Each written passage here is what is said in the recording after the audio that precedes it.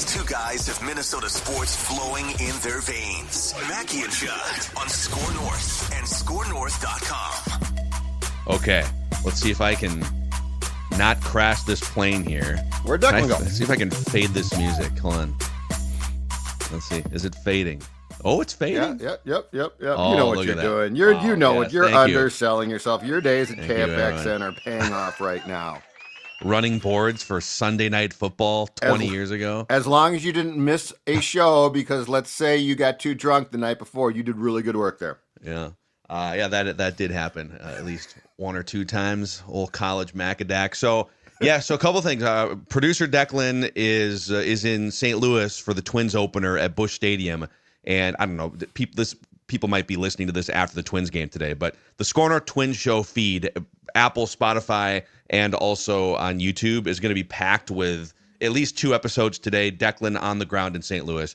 Our guy Doogie's on spring break. Doogie takes like 2 vacations a year, maybe. Otherwise, he's just fully dialed in and scoopage all over the place.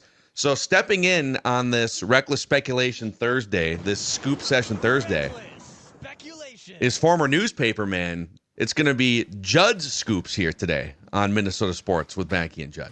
Hello, everybody. How are we? Yeah. Put your scoop hat on. It's my Doogie hat on. So you were at the Kwesi press conference yesterday, and we're going to get into some really interesting comments from him that are making the rounds. But a shout out to Dennis Kirk, who is the presenting title sponsor of the 36th annual Donnie Smith Bike Show this weekend at the St. Paul River Center. So Saturday and Sunday in St. Paul.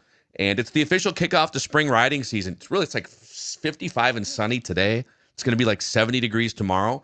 And so you can kick off riding season with some of the best motorcycle builds in the country, the largest indoor swap meet.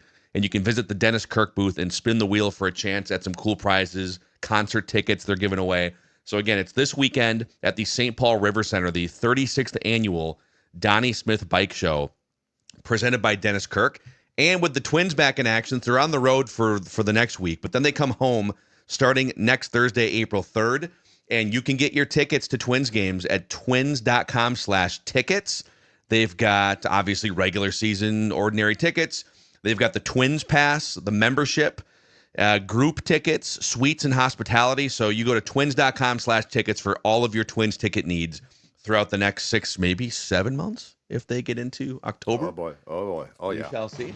Nice. We do have a Twins TV update that we will put toward the second half of this episode here. But Judd's Scoops, where do you want to start from that Kwesi press conference yesterday? Well, it's funny, I think the Vikings hoped that they would hold this press conference and the masses would show up and asked about, what was a very active and, from what I can tell, Phil Mackey, successful free agency. And there was a lot of good stuff from that, but there were 2 talkers, right? Kwesi, talk about Will Fries. Yeah, and look, I would have liked to. I would have liked, with how much time it took them to do that presser, for it to go for an extended time.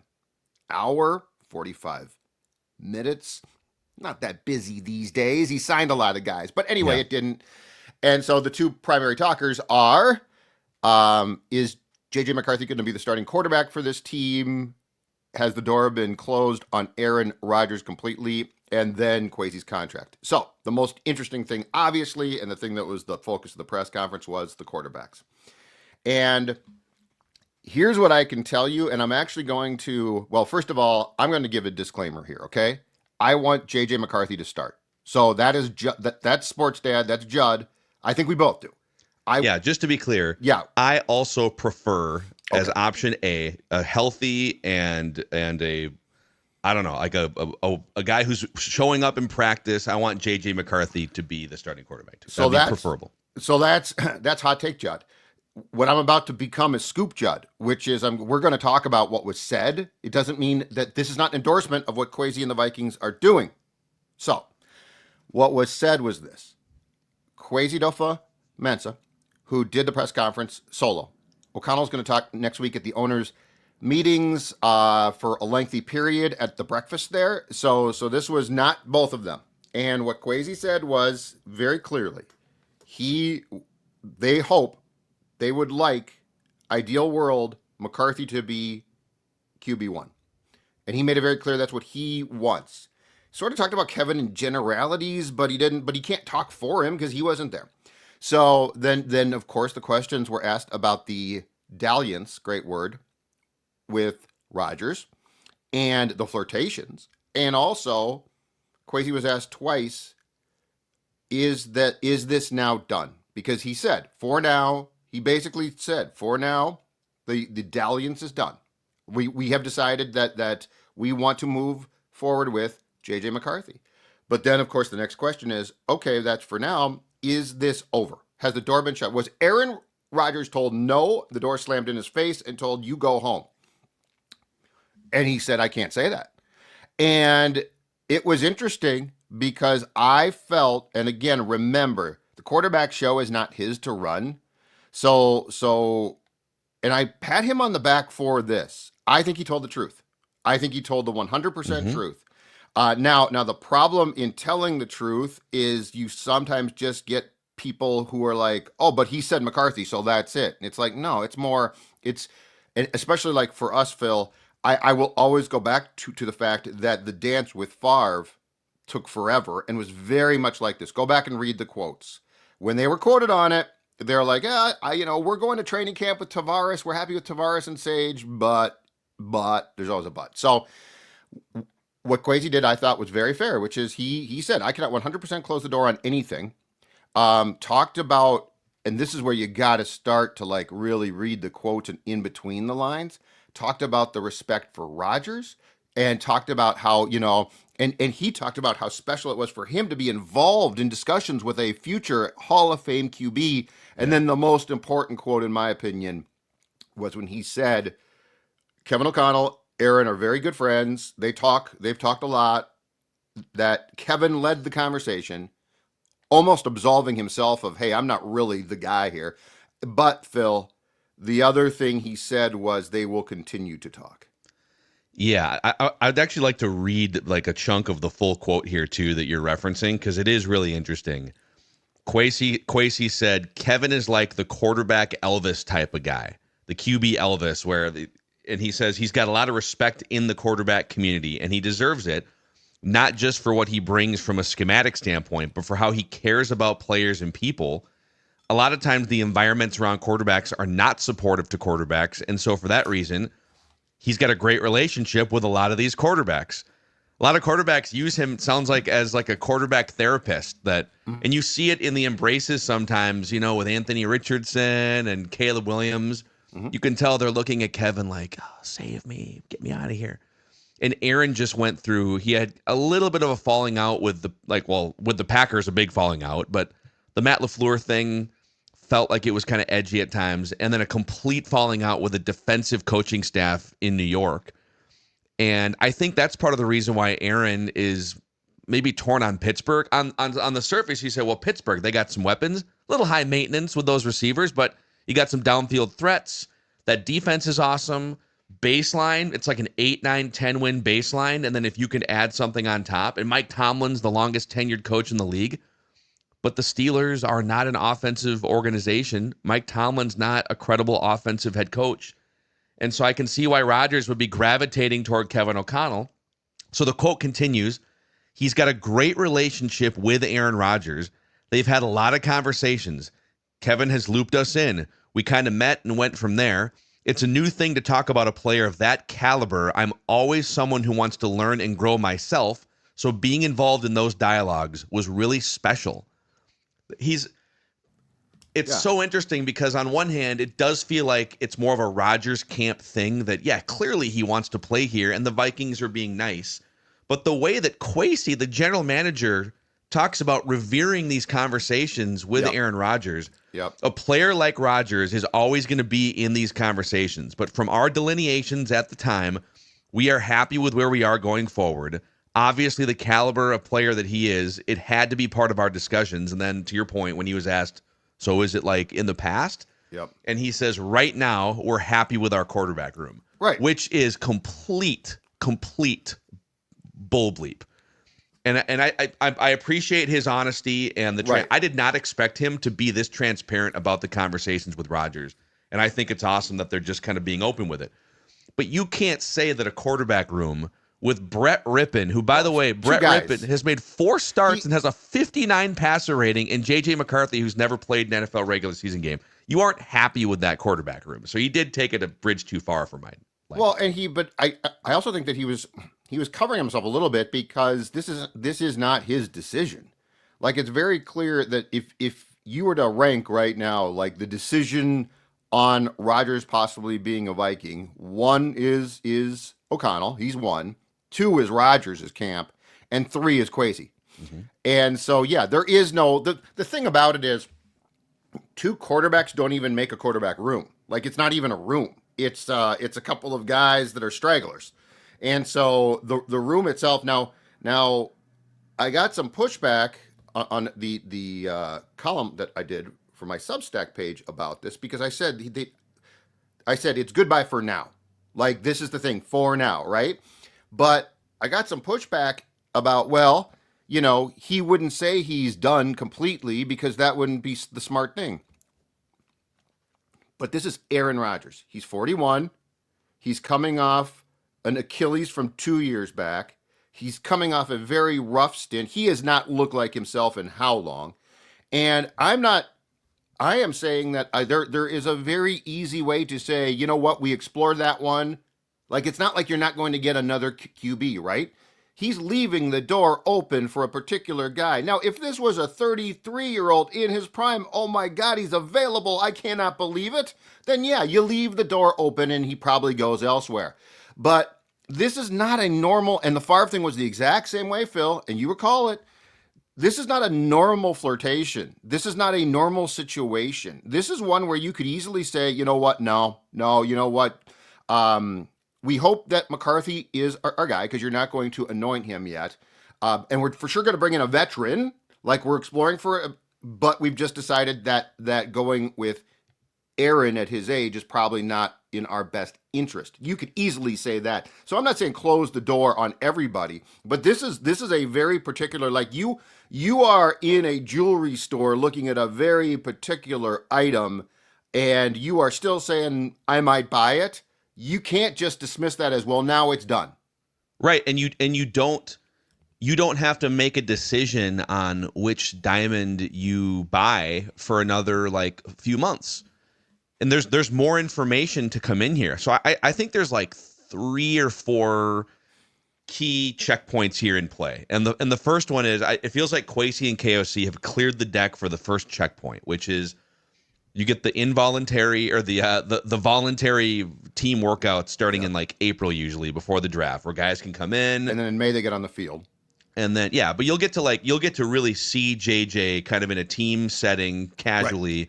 Sure. April, and then May after the draft, you get the OTAs and then the mini camps that spill into June. So between like the middle of April and I don't know, like the middle of June or the first whatever, like we haven't gotten the OTA mini camp schedule. The Vikings want to see what J.J. McCarthy looks like around the team in practice, throwing a football.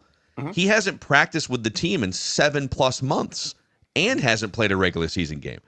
So, yeah, we can also – I saw someone it was either responding to you or me on Twitter yesterday saying, you have to have belief and faith and confidence in J.J. McCarthy. Yes, I think like clearly the Vikings do. They drafted him 10th overall. But – hope is not a strategy either, so you do have to have some sort of contingency plan because he is technically still recovering from a knee.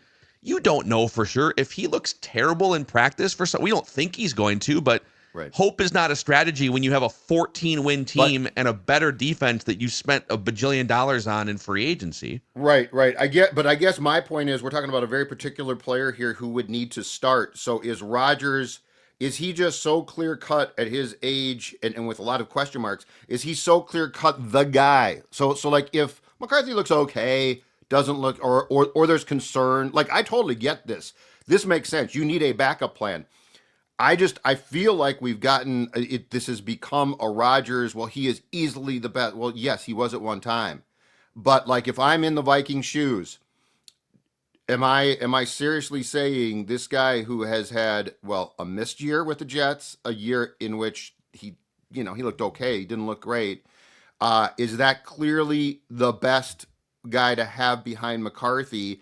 And again, too, to go back to our earlier discussions, if they sign him, you've got to think he is going to start, not be Right, behind McCarthy. But that plays into what I'm saying, which is you're going to know in like May. People always think training camp in July and August is when you make all the decisions. No, they make a lot of decisions based on what they see in May and June in the shorter camps and just some of the lesser profile camps.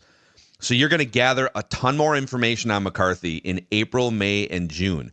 And then I would say once June hits, two things become then important checkpoints. One, we are now past the point where you can have a signing in free agency impact your draft pick compensation formula. Like the Vikings would prefer to wait. Now Rodgers wouldn't impact it because he was cut by the Jets. But the Vikings would just, I think in general, prefer to wait to sign another player for a few $1 million until after the draft. Definitely. Because they want to keep their third and fourth round comp picks. It's free agents out, free agents in. That was talked about. So yeah. So they're on the record. Hey, Aaron, we want to let this thing breathe anyways. We want to see what we have in J.J. McCarthy in April, May, and June. And by the time May and June hits, you can then make a decision based on what we now know about J.J. McCarthy and his health and watching him throw passes to teammates. Do we need a QB2? Ryan Tannehill, Joe Flacco, Carson Wentz? Mm-hmm. Or do we think we need a QB1? But you don't know until you let those practices play out in the springtime. I am just not certain that Rodgers would be the QB1 that we just assume. That's my thing. From a production standpoint. Exactly right. From a production standpoint, I'm not sure that he was. I'm not sure he's worth the squeeze at this point because you're going to get the full experience. And so I would be much more inclined if McCarthy struggled. I would be much more inclined right now to be thinking about possible trades. But if I was going to make a trade, I would do that ASAP. I agree with the Vikings and you completely. The comp pick game is important. It just feels to me like there's this assessment among some of, well, Rodgers could step in and just be the guy. And I know the Darnold thing was great. And quite frankly, that was to me more intriguing because you took a guy who had been a failure and he became really productive for a long time in the case of Darnold. I just don't know it's a slam dunk that Rodgers would be worth it. Yeah, I think what you're telling McCarthy right now is, and he kind of alluded to this on the Kay Adams FanDuel show a couple days ago when she kind of assumed that they had told him he was QB1 or that it's been assumed, and he said, well, they haven't told me I'm QB1, but that's fine. I want to go out and earn it, and that is kind of what they're telling him, either directly or indirectly, with these Rodgers flirtations and with the way that Kwesi talked about Rodgers and the way Chaos. They basically made it clear. We love Aaron Rodgers potentially. We've told him no for now. And the thing that goes unspoken here is, JJ, April, May, and June are really, really important. And if you come in and you own it as a leader and you are healthy and you are slinging the ball around and you've picked up on the offense as much as you can, having not practiced in 7 months, and we feel like, hey, we can let this dude drive the car going into training camp. We'll go get a QB2 to support him, a Joe Flacco or somebody. Right. But what they're also telling him is if there are questions, if there's a setback, if you throw a bunch of picks in a practice in May or something, and Aaron Rodgers hasn't signed with the Steelers yet, it's going to remain an open door. Well, and he's clearly not signing with the Steelers because he is hoping that the Vikings say, oh, you know what? So I don't think this guy's going to sign anytime And there's soon. another layer to this, too. Adam Schefter went on ESPN Milwaukee this week, and he said he's hearing Aaron Rodgers might not want to play anymore. So Rodgers this is literally the Brett Favre blueprint played out. I'm telling you, he's obsessed with it. Duke's like questioned that because I think I said exactly that Aaron is obsessed with the Favre thing, and Duke's like, I'm not sure about that. He's obsessed with it. He is doing everything, and that's what I sort of don't like here though, because in some ways it's so manipulative that you would have to be so good. Like still so good. And I don't know that he's that. And like Favre had one great year left, which was awesome. But keep in mind, he was 39 until October of that year, turned 40 in 2009. Aaron is 41 right now and turns 42 in December. And age at that point in your life of professional sports, it makes a huge difference. I just don't know that what Rodgers is doing, if I'm O'Connell, I don't know that I don't sort of read through it, and it would cause me a little bit of angst. And then again, I'm just afraid that for him he's washed up. Yeah, I mean that's I'm would very be afraid of him being washed. he'd be only the second quarterback in the history of the NFL to perform at a high level at the age of 41, with Tom Brady being. And keep in mind too, Brady tore up his knee in 2000, opening day 2008. He tore up his knee, but he did not suffer like I mean, Aaron Rodgers and Kirk as well, their Achilles went. That is a huge, huge thing late in your professional life. It is. I think being a year clear of it actually makes me think, like, now that he'll be essentially a full season and change, I would think that, and he was more mobile toward the end of the season. Mm-hmm. I would actually put more stock, especially with a loaded offensive infrastructure, that he would have a much better chance to perform at a high level now, even though he's older, than last year with the Jets. Yeah, but what he could do, because Brett Favre did this, he got done with that year with the Jets, and he's like, "Yeah, I think I'm going to retire," and they just like released him, right? In April 2009, he was released. So he kind of like faked a retirement, yes. And maybe there was some hemming and hawing, but he kind of faked a retirement to be able to call his own shots here. Now, the Jets released Rodgers before he could fake a retirement, but as it pertains to the Steelers and kind of keeping that door open, 100%, he could tell the Steelers, "Listen, man, like I know you probably want me in for mini camps and OTAs, but I really just need to take some time to think about this." And the Jets were such a dysfunctional, clingy, bad organization that everyone made it a huge deal that he wanted to go take a trip to Egypt during mandatory. That he's not. Why is he not around all the time? He should be building chemistry. You know what? When you are that level of established and you've been in the league for 20 years reading defenses, you don't need the minicamp OTA stuff as much. Dude, Brett Favre came in here 3 weeks before the regular season started, had the best year of his career, basically. He's gone full Favre. He's going full Favre. Sam Bradford got traded to the Vikings the week before the regular season, sat for week one to just kind of absorb the playbook, had the best season of his career without going through May and June and July. So Rodgers could literally run the clock until August on this if he wants to. Yeah, he is going to. Make no mistake, Aaron Rodgers is hoping things do not go well for J.J. McCarthy. The Vikings are not. Probably texting Kevin O'Connell thoughts about, man, I was watching some of your games last year. Hey, what if we did this? I'm going to recklessly speculate off what Kwesi said for a second, too. I'm going to run this by you and see if you agree. Reckless speculation. So I was surprised as well as you about how much we got. Like, I thought we'd get, I can't really discuss that, or I'm not going to discuss that. And like, he went into chapter and verse. But did you feel in some ways that Kwesi, without wanting to offend clearly to keep the relationship alive, Rodgers, did you get the feeling that he was also sort of like pushing it off on O'Connell? Like, Kevin talked to him. They're friends. They'll continue to talk.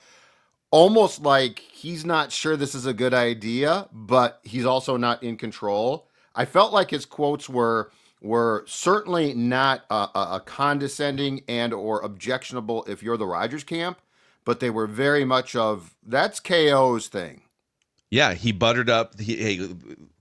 Kevin is the quarterback Elvis of the NFL, and everyone kind of gravitates toward him, and he's got that connection with guys, and so he's kind of, and I was involved in the conversations too, but he made it very clear at the end of the day, Kevin calls that shot, but there's also there's like salary cap ramifications that Kwesi has to be mindful of. But it sounds like, according to the steam that we've heard behind the scenes, that Rodgers would come in here for he's not going to play for the veterans minimum, but that like we've kind of heard $5-10 million, like he'd take a crazy discount relative to what he's been making the last few years. So I think one of the reports initially about this was that Rodgers was at the end of the day was looking for the Darnold, a 1 year Darnold payday, which is what, 35? 33 right? From Seattle. I wonder if that's a sticking point from the Vikings, and if we're gonna wait and see, because the one thing is, if Rodgers is gonna run the clock, he might hope the Vikings get more desperate because McCarthy struggles and then just pay him. But the Vikings also could wait him out as well. And if he's desperate to play, comes in at, take your pick, 30, Yeah. 25.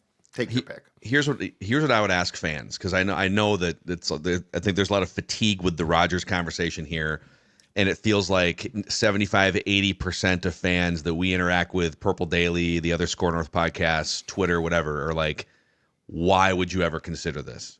You believe in J.J. McCarthy. You drafted him 10th overall. Push forward with J.J. McCarthy. Mm-hmm. Well, that's what they're going to do right now going into the spring practices. Let's say this thing gets into the first full week of training camp, and Rodgers is still he's done an ayahuasca trip, and he's gone back to Egypt.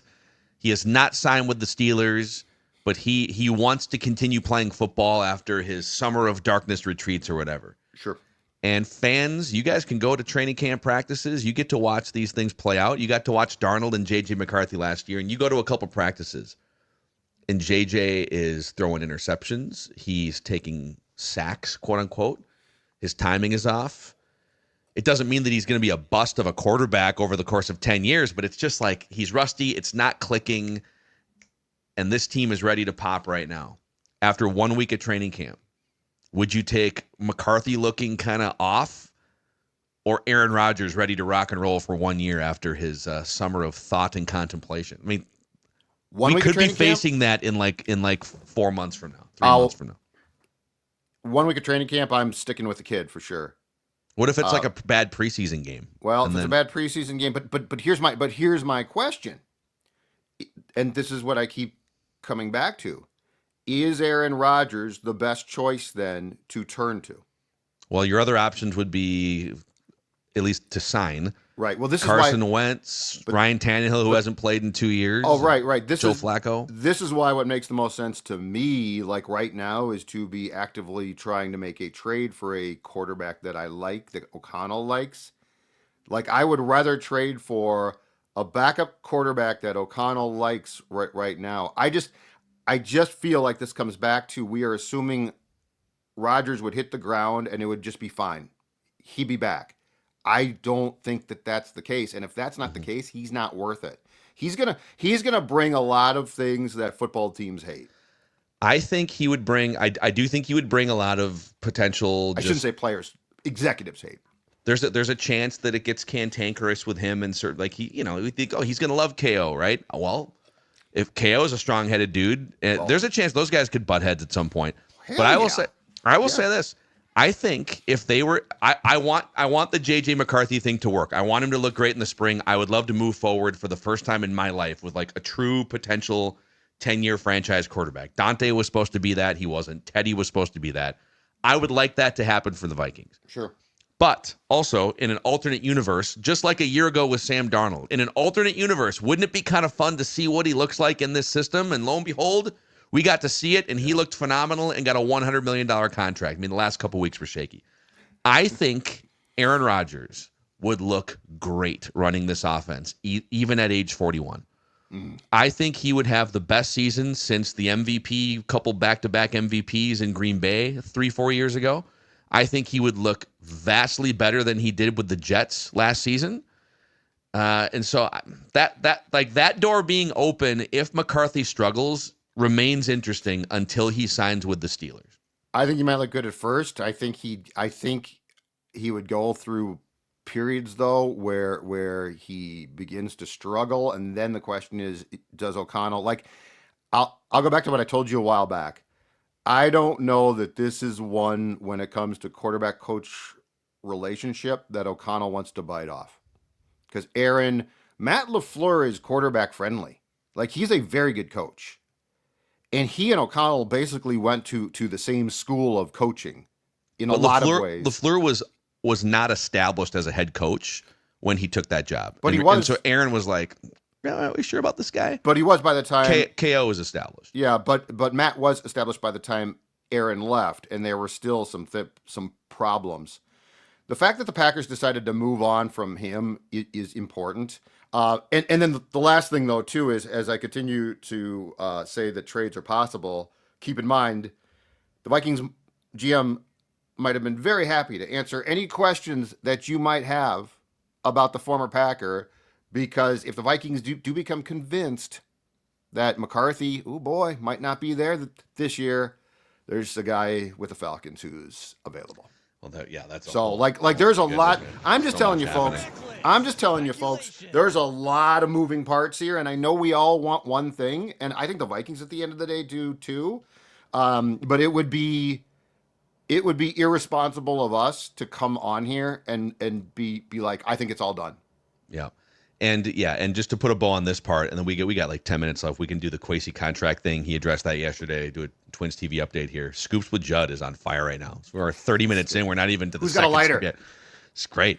But like the fact that Kwesi said we're good with our quarterback room is just unequivocally false. So yeah, they had like multiple first round dudes in that room at the end of last. They had 5 guys that they were intrigued by at the end of last year. Now they have 2. Brett Rippin, man. That have no experience. So, hey, Legit Pizza is one of our partners here. Pizza Room. Minnesota Sports with Mackey and Judd. Yeah, we're good with our pizza room if it's only Pep's Legit Pizza, because it's the best frozen pizza on the market right now, at least in my opinion. Stone-baked cracker thin crust, zesty tomato sauce, that whole milk mozzarella. It's very throwback style, pizza parlor vibes. Cut it into squares like a good Minnesotan. My favorite flavor is the sausage and mushroom. Could also be a simple man and just go with the 3 cheese action. Pep's Legit Pizza in a freezer section at a grocery store near you. And then in order to get the crust out of your teeth, maybe go to Park Dental when you're done, or schedule your next appointment. Brush or maybe your teeth first, huh? Yeah, brush, floss. Don't. I just ate a bunch of pizza. Take care of the choppers. That's actually a fun game that I like to play, is just like make it as disgusting as possible when you go to your dentist. Don't do that. You can find a Park Dental likely within minutes of wherever you live or work in the Twin Cities and or Western Wisconsin. Over 50 years, Park Dental has been caring for and cleaning teeth in those parts of Minnesota and Western Wisconsin. And they're my new dentist as of 2024, the summer. It's been great. I've had a couple checkups. And they've given me peace of mind about not having a dentist there for about a year and a half. Schedule your checkup at parkdental.com. That's parkdental.com. Okay. Kwesi's, we'll go rapid fire scoops here. Kwesi's contract situation. So KO got paid. Yeah, 2 months ago now, right? Kwesi has not gotten paid, and Kwesi's going into the 4th and last year of his contract. He is a lame duck general manager right now. Correct, and he was asked about 4 questions about this, and not surprisingly, sort of, I would say he fended these off a bit more than he did the Rodgers discussion, but here's what's interesting. He didn't really say, like he said his agent's taking care of it, and that he's been involved a little bit, but my interpretation of the entire thing was it's interesting, it's not done. And he's going into what would be his last draft with this contract. Asked about that, he said, I'm not surprised by this. He basically said, I will always do what's in the best interest of this team. I love this team. I would, my contract's not going to change that. And I believe that. I also believe that this team has a roster to win now, and I don't think that's because the GM went rogue. I think that's because they all decided that these were the best pieces that they could possibly get for the amount of cash that they had to spend. Without pushing the panic alarm on this one, I would say it's very much worth monitoring. It's very much worth. Mm-hmm. I'm no longer assuming it gets done until it's done. The fact that KO got his contract, which he deserved, obviously, 2 months ago. The fact that this seems a little bit odd that it's just not done. Like, is there a difference in what the compensation is and what he wants? So I would say very much worth monitoring at this point that it's not done. And I'm not going to assume it does get done until it's actually announced. It feels very obvious that the Vikings ownership, the decision makers, I guess the Wilfs would be the ones. I mean, Kwesi's involved in, hey, do you want KOC back too? But it's more of like it's a Wilf level decision. They clearly love Kevin O'Connell, even though they did let his contract situation drag past a third year and kind of got him into.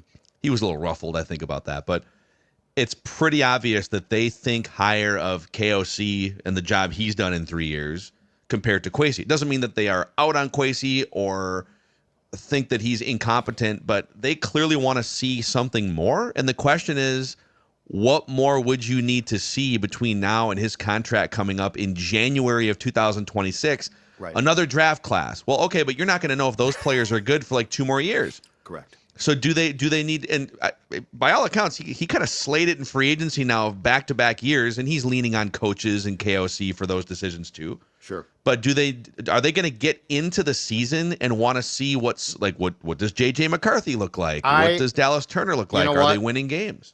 You know what, Phil? I think because we're on the outside here, I think we're on the wrong track with that. I think this is internal things that they see.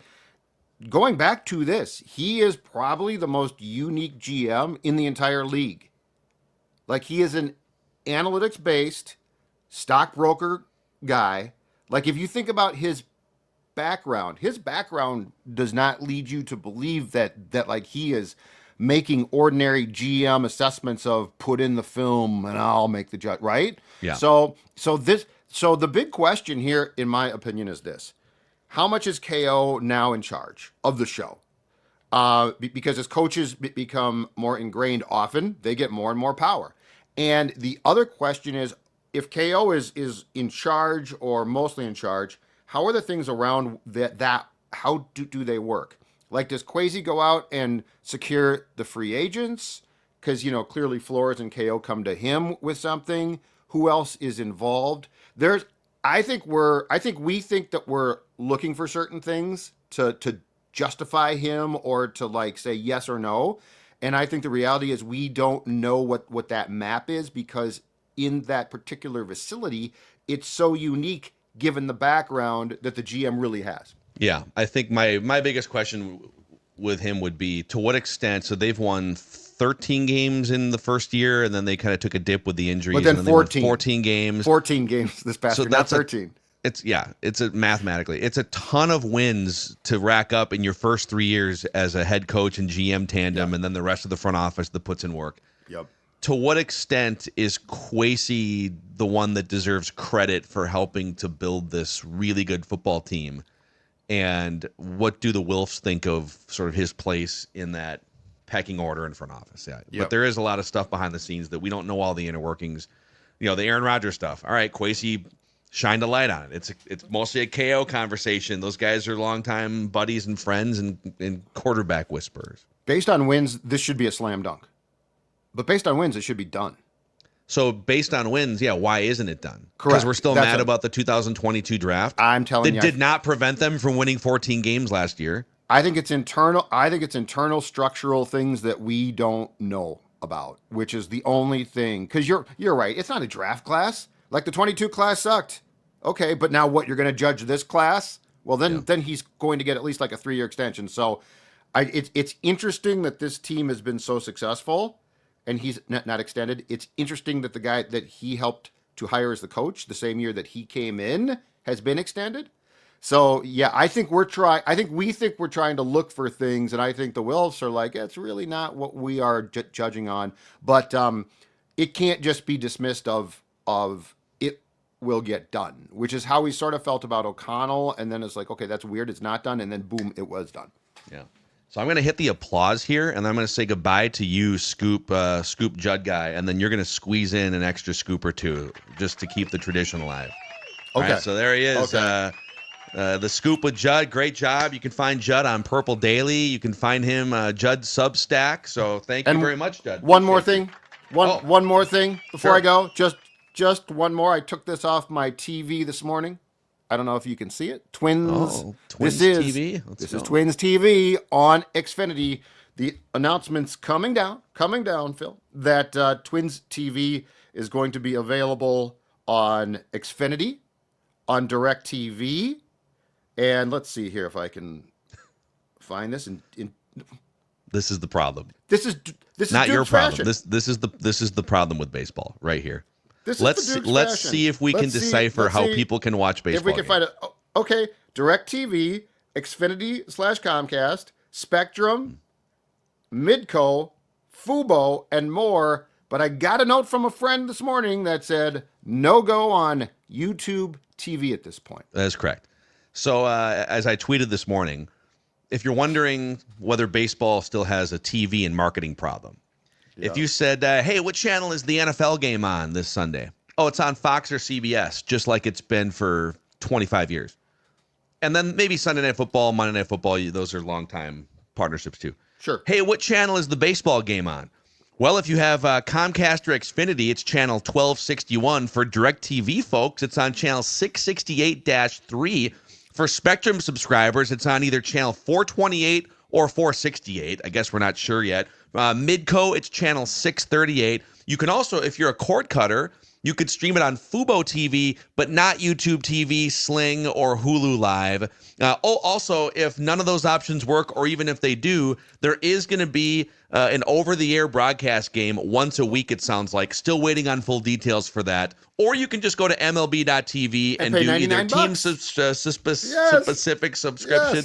Yes. It's just like, I was tweeting through it this morning because it would be so awesome if Major League Baseball, for marketing purposes and for just ease of finding a game, if they could somehow untangle all 30 local TV deals and shop to Netflix or Prime or one place.